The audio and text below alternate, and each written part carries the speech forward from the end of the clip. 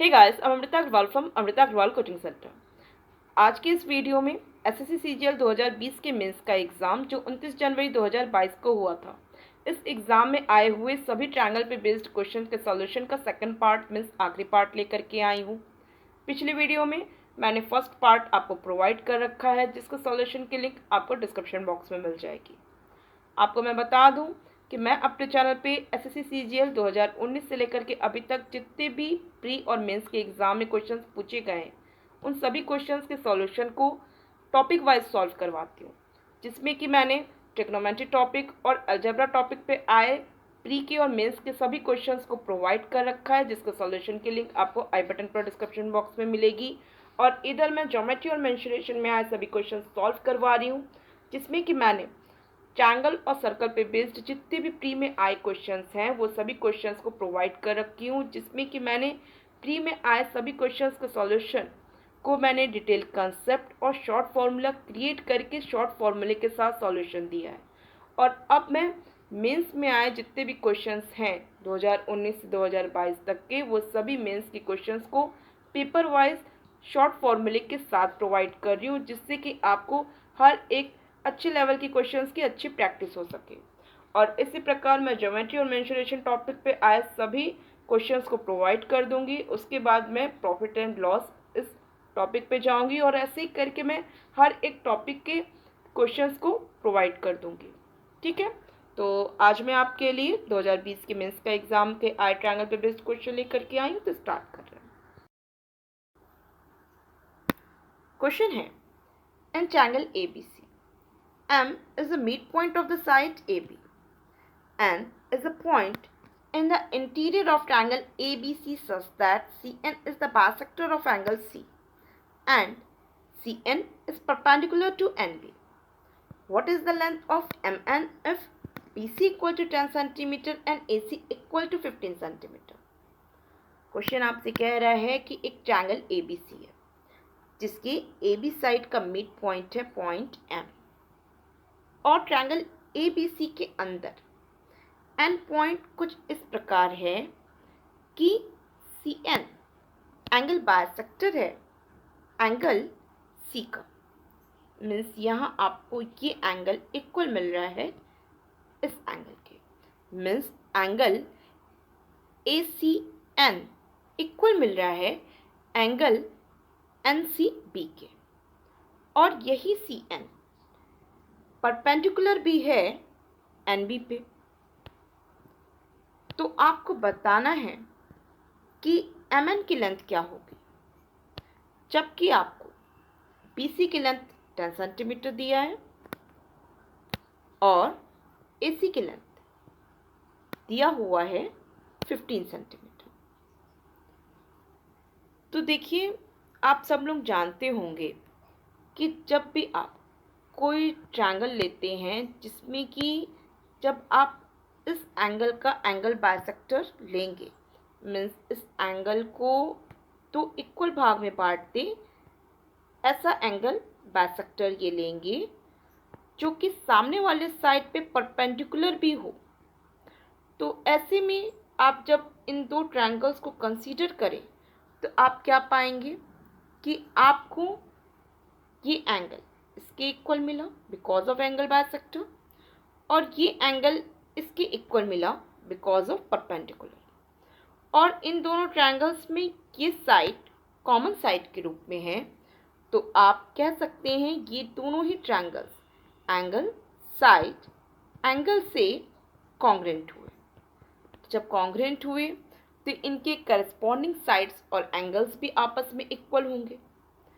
तो यहाँ पे क्योंकि ये एंगल इसके इक्वल है, तो ऐसे में आपको इसके करस्पॉन्डिंग साइड्स, ये दो साइड्स आपस में इक्वल मिलेंगे। और क्योंकि ये दो एंगल्स आपस में इक्वल हैं, तो ये दो साइड्स भी आपको इक्वल मिलेंगे। तो आपको क्या समझ में आया? आपको ये समझ में आया कि किसी भी ट्रायंगल का जो एंगल बाइसेक्टर होता है, जो कि अगर सामने वाले साइड पे परपेंडिकुलर हो, तो ये एंगल बाइसेक्टर जो कि परपेंडिकुलर भी है वो एंगल बाइसेक्टर और परपेंडिकुलर के साथ साथ मीडियन का भी काम करेगा, और ये तभी पॉसिबल है जब ये दो साइड्स आपस में इक्वल मिले। क्लियर है? तो यहाँ पे कह रहा है कि एंगल सी का एंगल बाइसेक्टर सी एन है, जो कि एन बी पे परपेंडिकुलर भी है। तो ऐसे में जब मैं पी एन की लेंथ को आगे बढ़ा दूँ, जो कि ए सी साइड के पी पॉइंट पे इंटरसेक्ट की है, तो ऐसे में मुझे ये दो triangles means triangle P C N और ट्रायंगल एन सी पी, ये दोनों ही ट्रायंगल्स कॉन्ग्रुएंट ट्रायंगल के रूप में मिलेंगे, जिसमें कि आपको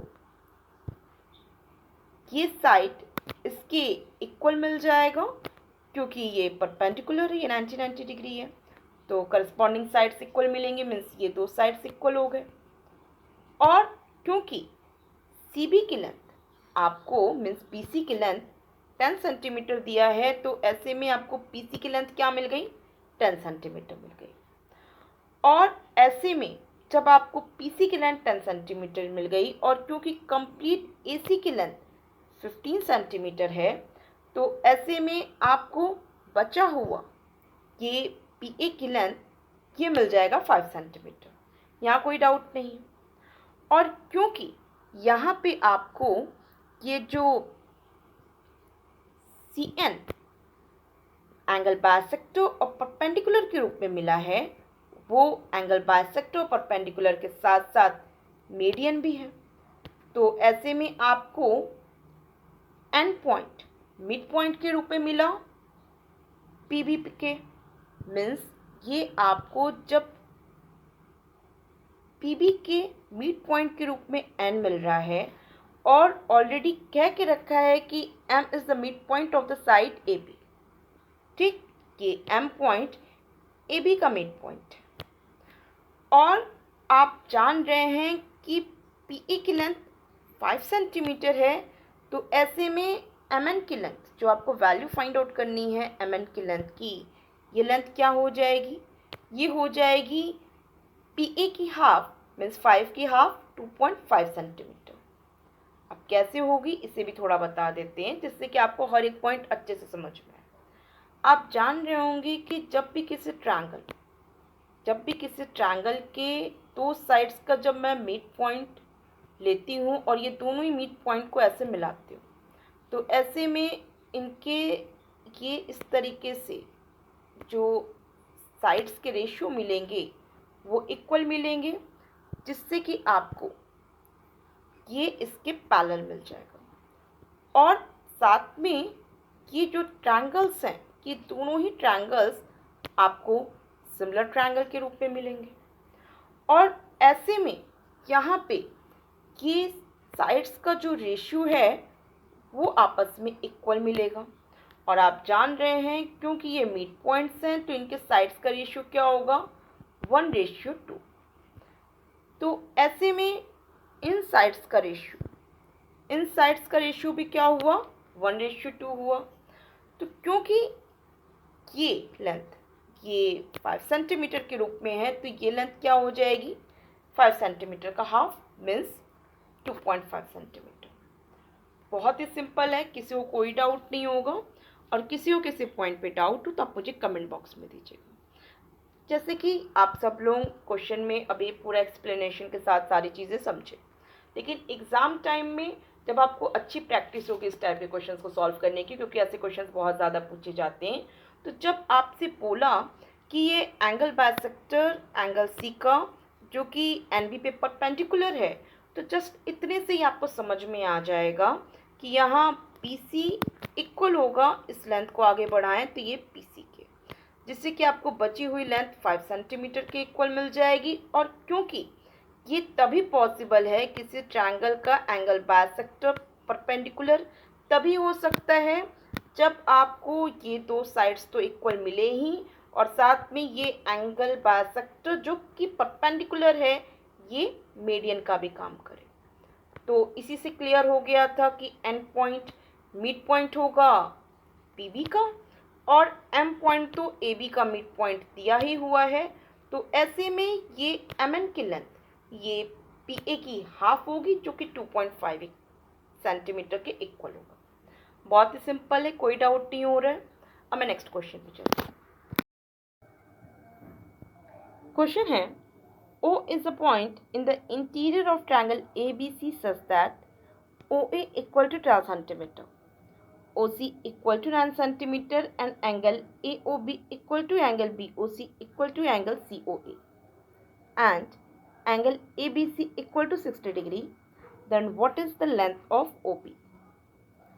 क्वेश्चन आपसे कह रहा है कि एक ट्रायंगल ABC है जिसके अंदर एक पॉइंट O इस प्रकार है कि OA इक्वल है 12 सेंटीमीटर के और OC इक्वल है 9 सेंटीमीटर के, और आगे आपसे कह रहा है कि एंगल AOB इक्वल है एंगल BOC के जो कि इक्वल है एंगल COA के, और आगे आपसे कह रहा है कि एंगल ABC, ये एंगल ABC मीन्स ये एंगल इक्वल है 60 डिग्री का। तो बताना है OB की लेंथ क्या होगी। आपको OB की लेंथ, ये लेंथ बताना है क्या होगी। देखिए यहाँ क्वेश्चन में जब आपको OA की लेंथ मीन्स आपको यहाँ पे ये लेंथ दिया हुआ है, OC की लेंथ दिया हुआ है और कह रहा है कि ये तीनों ही एंगल्स आपस में इक्वल हैं, मीन्स आप जान रहे हैं किसी भी पॉइंट में चारों तरफ तो एंगल 360 डिग्री के बनते हैं, और ऐसे में आपको ये तीनों एंगल्स इक्वल मिल रहे हैं तो ऑफकोर्स ये एंगल्स 120 डिग्री के ही होंगे। तो यहाँ पे आपको ये दो साइड्स की लेंथ दे के रखा है, साथ में कि सभी एंगल्स 120 डिग्री के बन दिया हुआ है, और आगे आपसे कह रहा है कि एंगल B 60 डिग्री का है। तो बताना है कि OB की लेंथ क्या होगी। अब आप जरा ध्यान दें इन दोनों ट्रायंगल्स में, तो आप क्या देख रहे हैं कि आपको इन दोनों ही ट्रायंगल्स में ये दो एंगल्स 120 डिग्री के मिल रहे हैं, मीन्स इक्वल मिल रहे हैं। और अगर मैं यहाँ पे ये जो एंगल B 60 डिग्री का दिया है इसमें से ये एंगल को थीटा मान लेती हूँ, तो ऐसे में ये बचा हुआ एंगल अपने आप हो जाएगा 60 माइनस थीटा डिग्री। अब इसे करने के पीछे पर्पज़ ये है कि जब मैंने इस एंगल को थीटा माना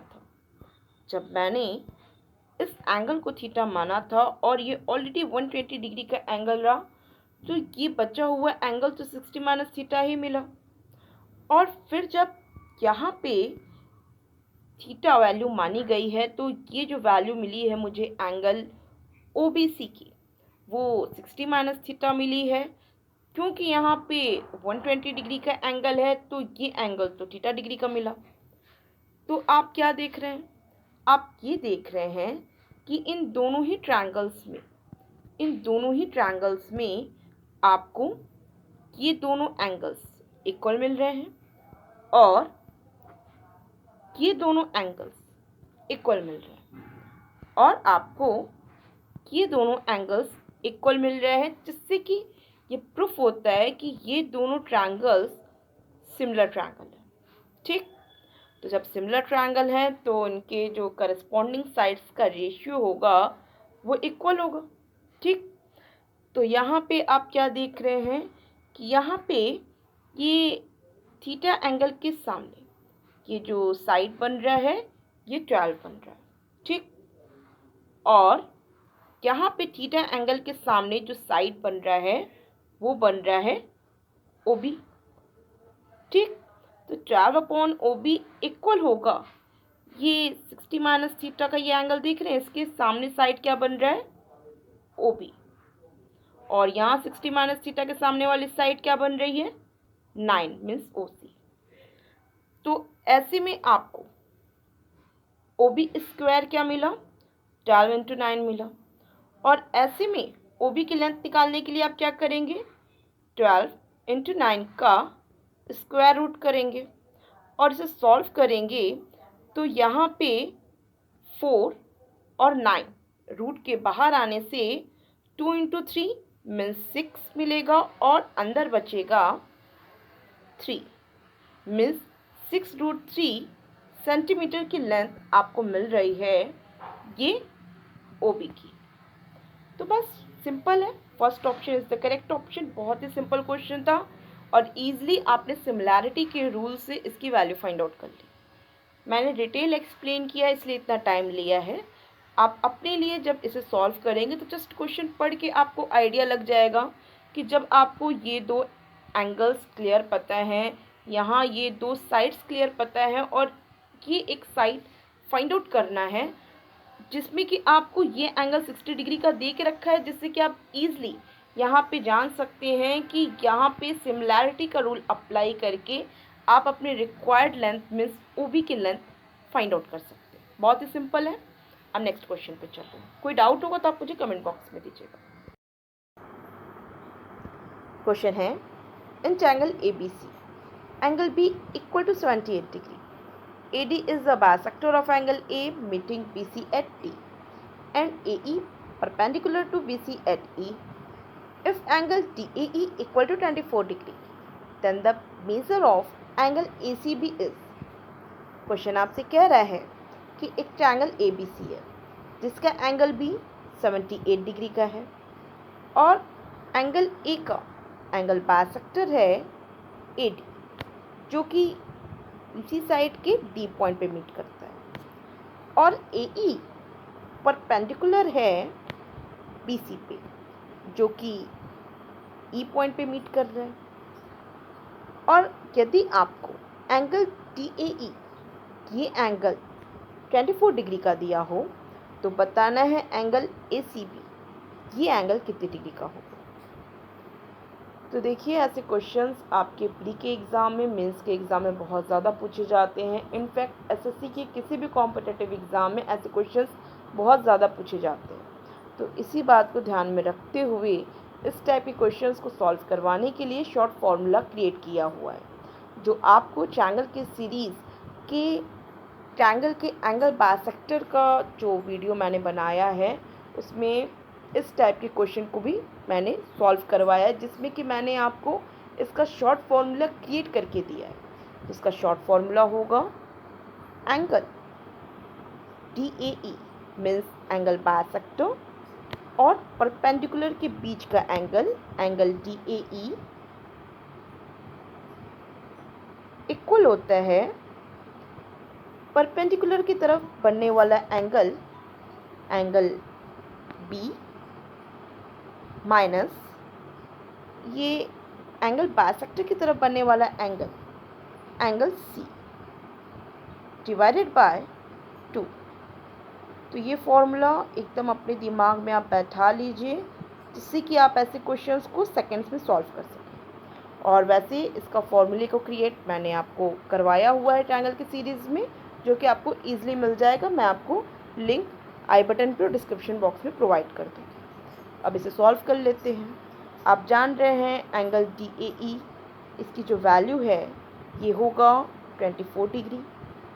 अब 2 से मैं एंगल DAE में मल्टीप्लाई करूँगी तो हो जाएगा 48 डिग्री और ये इक्वल होगा angle B minus angle C। तो एंगल B तो दिया हुआ है 78 डिग्री और माइनस एंगल C करेंगे और मुझे एंगल C ही फाइंड आउट करना है, मीन्स एंगल ACB मुझे फाइंड आउट करना है।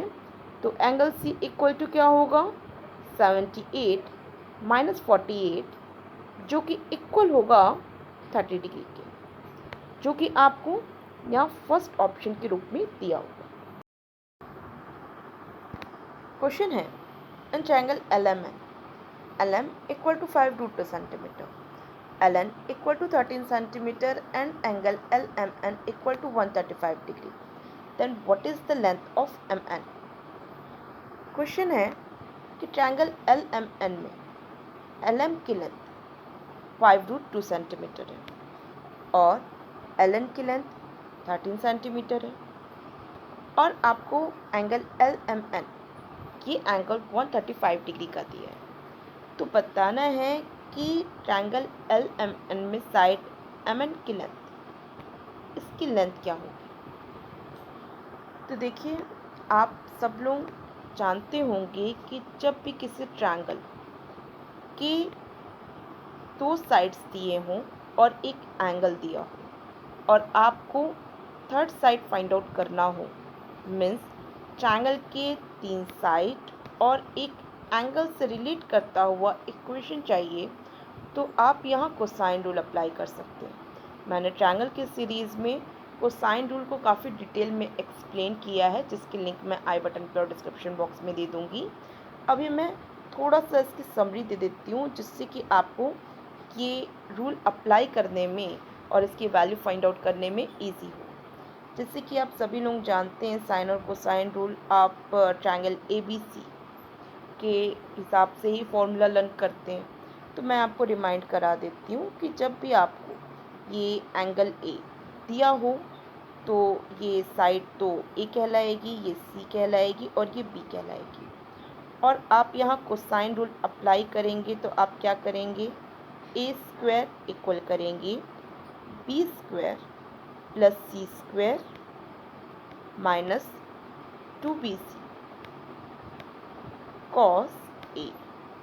ये A ये एंगल है, यही कोसाइन रूल है और इसी रूल का इस्तेमाल करके मैं यहाँ पे MN की लेंथ को फाइंड आउट करूँगी। क्लियर है। तो यहाँ पे इस फॉर्मूले को अप्लाई किया जाएगा। जैसा कि यहाँ पे एंगल M दिया हुआ है, तो यहाँ पे क्या करना होगा, ये 13 सेंटीमीटर की जो लेंथ LN है, इसका स्क्वायर करना होगा और इसका स्क्वायर इक्वल होगा ये दी हुई लेंथ 5√2 इसके होल स्क्वायर प्लस ये MN की लेंथ जो मुझे वैल्यू फाइंड आउट करनी है साइड की, जिसे मैं x मान लेती हूँ, इसका स्क्वायर और माइनस करेंगे 2 इंटू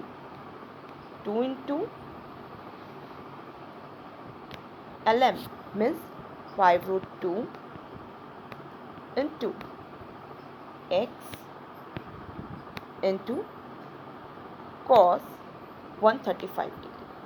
ठीक है।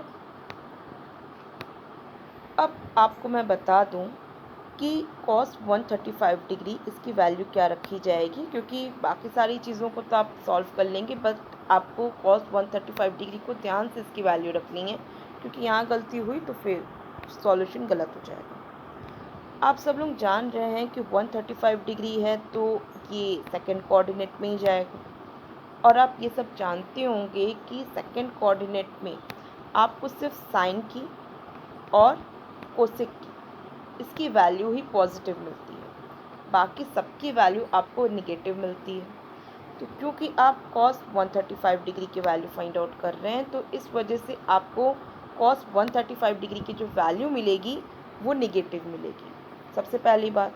और आप जान रहे हैं कि कॉस 135 डिग्री को आप लिख सकते हैं कॉस 180 डिग्री माइनस 45 डिग्री। तो कॉस 135 डिग्री ये अपने आप पे क्या हो गया कॉस 45 डिग्री, जो कि माइनस साइन के साथ होगा, क्योंकि सेकंड कोऑर्डिनेट में आपको कॉस की जो वैल्यू है वो निगेटिव मिलनी है। तो ऐसे में ये जो माइनस वैल्यू है कॉस 45 डिग्री की, जो कि हो जाएगी माइनस 1/√2, क्योंकि कॉस 45 डिग्री की वैल्यू तो 1/√2 होती है। तो ऐसे में माइनस में आई वैल्यू 1/√2। तो यहाँ पे क्या है, माइनस साइन है और ऑलरेडी ये माइनस साइन की वजह से minus into minus equal two plus हो जाएगा, और कॉस 135 डिग्री की जगह आप डायरेक्ट लिख लेंगे 1/√2। ठीक, तो मैंने इसको स्किप कर दिया, कॉस 135 की जगह लिख दिया माइनस 1/√2, जो कि यहाँ पे पॉजिटिव साइन के रूप में बदल गया। अब इसे सीधे सीधे सॉल्व करते हैं। आप जान रहे हैं 13 का स्क्वायर होता है 169, 169 में मैं 5√2 के होल स्क्वायर को माइनस कर देती हूँ। और आप जान रहे हैं 5√2 का होल स्क्वायर होगा 5 का स्क्वायर मीन्स 25 इंटू 2 मीन्स 50। तो 169 में मैं 50 को माइनस करूँगी तो मुझे वैल्यू क्या मिल जाएगी, 119 मिल जाएगी। ओरल वर्क तो आप सब लोग करते ही आ रहे होंगे, मतलब अब एग्ज़ाम में तो ओरल वर्क ही ज़्यादा चलता है, तो मैंने भी यही किया। मैंने सीधे सीधे इसकी वैल्यू 13 स्क्वायर माइनस 5√2 का होल स्क्वायर की वैल्यू 119 लिख लिया। और ये इक्वल होगा एक्स स्क्वायर। अब ये साइन पॉजिटिव हो चुका है तो प्लस साइन आप देख रहे हैं 2 into 5 into √2 into x into 1/√2। तो 1/√2 देखिए, ये जो 1/√2 का डिनोमिनेटर में √2 है और ये जो न्यूमरेटर में √2 है ये कट हो जाएगा। ठीक, अब यहाँ पे क्या है 2 इंटू 5 10 हो जाएगा और ये x, बस यही मिलेगा आपको। तो इक्वेशन क्या मिल गया आपको, 119 equal to x square plus 10x। अब इसे सॉल्व करने से बेटर है कि मैं ऑप्शन से करेक्ट ऑप्शन को चेक कर लूँ। आप क्या देख रहे हैं कि यहाँ पे जो थर्ड ऑप्शन 8√2 और 7√2 दिया है x की वैल्यू, तो ये कैसे पॉसिबल है। जब मैं x की वैल्यू 8√2 या 7√2 लिखूँगी तो आंसर मतलब इसकी जो वैल्यू फाइनल मिलेगी, मतलब ये जो RHS की वैल्यू मिलेगी वो √2 में आ जाएगी। और √2 तो LHS साइड है नहीं, तो इससे ये क्लियर होता है कि मुझे सी ऑप्शन और डी ऑप्शन को कंसीडर ही नहीं करना चाहिए। अब मुझे कंसीडर करने के लिए 7 और 8 ये दो ऑप्शंस बचा है, जिसमें कि जब मैं 7x की वैल्यू को कंसीडर करती हूँ तो 7 का स्क्वायर होता है 49 और आप जान रहे हैं 10 में 7 को मल्टीप्लाई करेंगे तो मुझे मिल जाएगा 70 और ऐड करेंगे तो मुझे 119 मिलेगा, जो कि यहाँ पे इक्वेशन को सेटिस्फाई कर रहा है। तो इसका मतलब क्या हुआ कि ये जो फर्स्ट ऑप्शन 7 है x की वैल्यू, यही करेक्ट ऑप्शन है। तो बस हो गया, करेक्ट ऑप्शन मुझे मिल चुका है और मैं उम्मीद कर रही हूँ कि आप सबको अच्छे से ये क्वेश्चन का सॉल्यूशन समझ में आया है, या जो मैंने कोसाइन रूल अप्लाई किया है वो भी अच्छे से समझ में आ रहा है। वैसे मैं आपको कोसाइन रूल के डिटेल एक्सप्लेनेशन के लिंक दे दूँगी, जिससे कि आपको अच्छे से सारे रूल समझ में आए, क्योंकि बहुत इंपॉर्टेंट होता है साइन रूल और कोसाइन रूल। तो मैं उम्मीद कर रही हूँ आपको ये क्वेश्चन का सॉल्यूशन अच्छे से क्लियर समझ में आए। कोई डाउट हो तो आप मुझे कमेंट बॉक्स में दीजिएगा। अब मैं नेक्स्ट क्वेश्चन पे चलूँ। क्वेश्चन है S and T are points on the sides PQ and PR respectively of triangle PQR such that PS into PR equal to PQ into PT. If angle Q equal to 96 degree and angle PST equal to angle PRQ plus 34 degree, then angle QPR is। Question आपसे कह रहा है कि एक triangle PQR जिसके PQ side पे एक point है पॉइंट S और PR साइड पे एक पॉइंट है पॉइंट T, और कुछ इस प्रकार है कि PS इंटू PR इक्वल हो रहा है PQ इंटू PT के, और एंगल Q दिया हुआ है अगर 96 डिग्री और एंगल PST, ये एंगल इक्वल है एंगल PRQ मीन्स ये एंगल प्लस 34 डिग्री। तो बताना है कि एंगल QPR मीन्स ये एंगल कितने डिग्री का होगा। देखिए, आप सब लोग जानते हैं कि जब ट्रायंगल के दो साइड्स पे आपको पॉइंट S और T कुछ इस प्रकार मिले कि PS into PR equal to PQ into PT, means आप इसे लिख सकते हैं PS अपॉन PQ इक्वल होगा PT अपॉन PR के। एक ही बात है, कोई अंतर नहीं है। इस इक्वेशन को इस प्रकार लिखा जा सकता है, और जस्ट आप इसे देख के समझ पा रहे हैं ये तो तभी पॉसिबल है जब आपको triangle P S T similar मिले ट्रायंगल पी क्यू आर की। ये तभी पॉसिबल है। इसका मतलब क्या हुआ कि आपको ये दोनों ट्रायंगल्स कैसे ट्रायंगल्स मिल गए? सिमिलर ट्रायंगल्स मिल गए। ये ट्रायंगल सिमिलर हो गया इस ट्रायंगल के। अब जब ये दो ट्रायंगल्स आपको सिमिलर मिले हैं तो इसका मतलब कि ये दो साइड्स भी पैरेलल होंगे, बिकॉज ये अपॉन ये अपॉन ये तभी पॉसिबल है जब ये दो साइड्स एक दूसरे के पैरेलल हों। तो जब आपको एस टी पैरेलल मिल गया क्यू आर के, तो ऐसे में यहाँ जो एंगल क्यू 96 डिग्री दिया हुआ है वो इक्वल होगा एंगल पी एस टी के, जो कि करस्पॉन्डिंग एंगल के अकॉर्डिंग 96 डिग्री होगा। आप जानते हैं पैरेलल साइड्स के करस्पॉन्डिंग एंगल्स आपस में इक्वल होते हैं। सिंपल है, आप सब लोग जानते हैं। और आप सब लोग ये भी जान रहे हैं कि ये पी एस टी इक्वल दिया हुआ है angle P R Q plus 34 degree. तो इसका मतलब कि अपने आप में एंगल पी आर क्यू ये कितने डिग्री का मिल गया? ये मिल गया 96 माइनस 34 मीन्स 62 डिग्री। और आपको बताना क्या है? आपको बताना है एंगल क्यू पी आर। तो जब ये एंगल बताना है तो आप जानते हैं कि इस ट्रायंगल के जब दो एंगल्स आपको पता है, एक एंगल 96 डिग्री, दूसरा एंगल 62 डिग्री, तो ये जो थर्ड एंगल आपका रिक्वायर्ड एंगल है ये हो जाएगा 180 माइनस 96 प्लस 62, जो कि इक्वल होगा 180 माइनस 158 इक्वल टू 22 डिग्री के, जो कि आपको यहाँ पे थर्ड ऑप्शन के रूप में दिया हुआ है। बहुत ही सिंपल है, किसी को कोई डाउट नहीं है। एक्सप्लेनेशन में इतना टाइम मैंने लिया है, जस्ट क्वेश्चन पढ़ के आपको सब क्लियर समझ में आ रहा होगा, और एग्ज़ाम में ये सेकेंड्स में लग जाने वाला क्वेश्चन है। अब नेक्स्ट क्वेश्चन पे चल रहे हैं।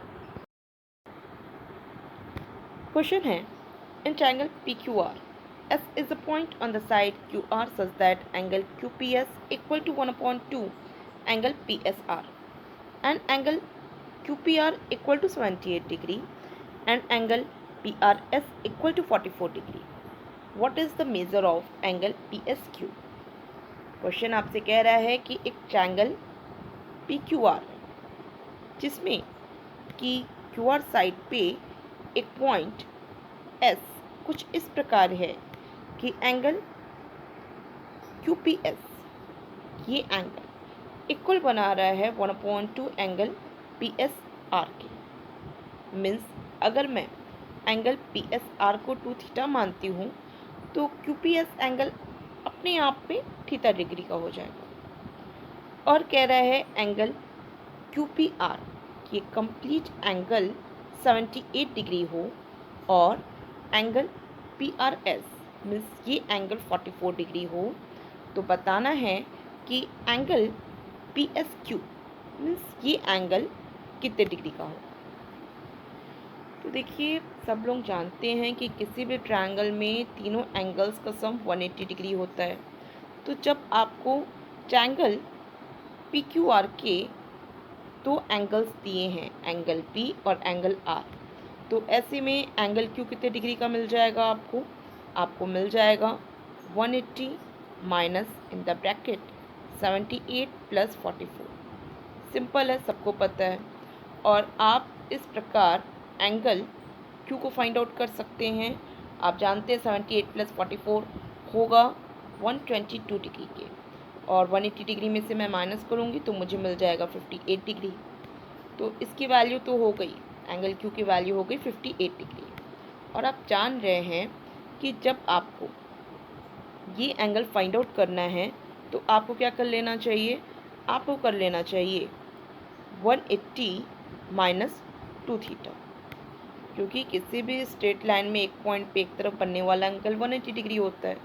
तो 180 डिग्री माइनस 2 थीटा करेंगे 180 डिग्री में से ये एंगल को माइनस कर देंगे, तो जो मेरा required angle D S Q है ये निकल आएगा। और आप जान रहे हैं कि ये जो 2 थीटा है वो इक्वल होगा ये थीटा एंगल प्लस 58 डिग्री के। और आप ये बात भी समझ पा रहे हैं कि जब आपको ये एंगल 2 थीटा दिया है और ये एंगल थीटा है, तो इसका मतलब थीटा एंगल इटसेल्फ अपने आप में 58 डिग्री होगा। मीन्स एंगल क्यू अपने आप में थीटा एंगल ही है, मतलब थीटा डिग्री ही है। तो ऐसे में आप सीधे सीधे क्या करेंगे, आप करेंगे 180 degree minus 2 into 58 means 180 degree minus 160, ठीक। और इससे आपको जो वैल्यू मिलेगी वो मिलेगी 64, जो कि 4th ऑप्शन में आपको दिया हुआ है।